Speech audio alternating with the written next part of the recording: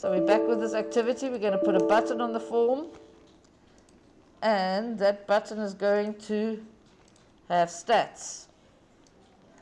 So I'll just change the caption here, or the name, ETN stats.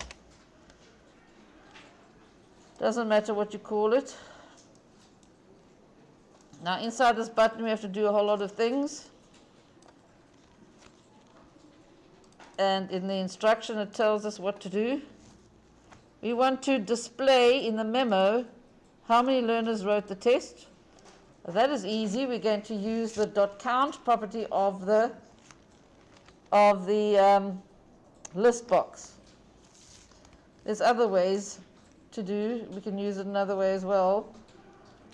No, we won't use a global variable. .count of the list box is good enough.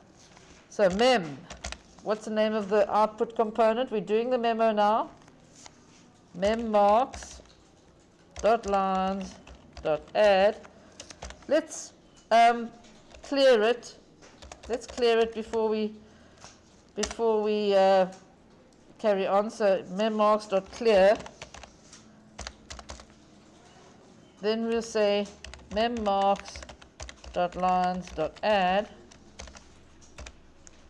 and total number of learners equals. We'll join that to a string, to another string. Remember, inside your memo.lines.add, there's only one parameter, and that's a string. Inside the brackets there you put in a string, and I'm going to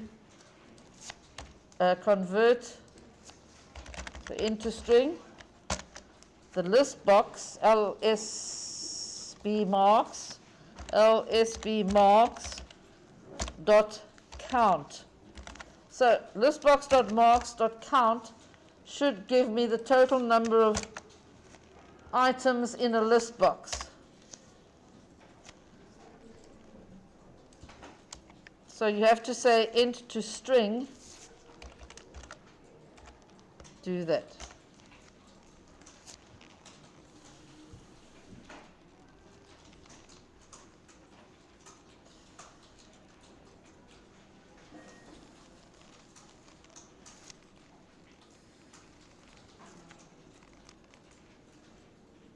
Okay, the next thing that we are going to do is get the average marks as a percentage. Well, we'll use list marks.count, okay? And we'll use a for loop because we've got to sum up all of the numbers in the list box. Agreed? We're going to get the sum of all numbers in the list box. So I'm going to call it isum. I've got two integer variables, one called k and one called isum. Don't worry about the other stuff in the other buttons right now. You can always go over that again. Let's worry about what we're busy with at this point. We're going to get the average of a whole lot of numbers in a list box.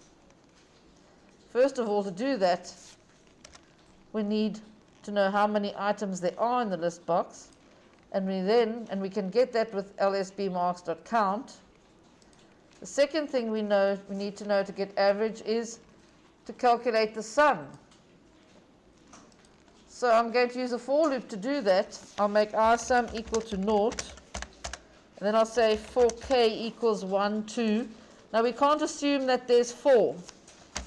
We're going to use lsbmarks.count minus 1. Because why? The list box starts numbering at 0. So k is going to go from 0 to lsbmarks.count minus 1. We're going to refer to the list box index, the item index of the list box. We will refer to that. Okay, and I'm stopping the recording now.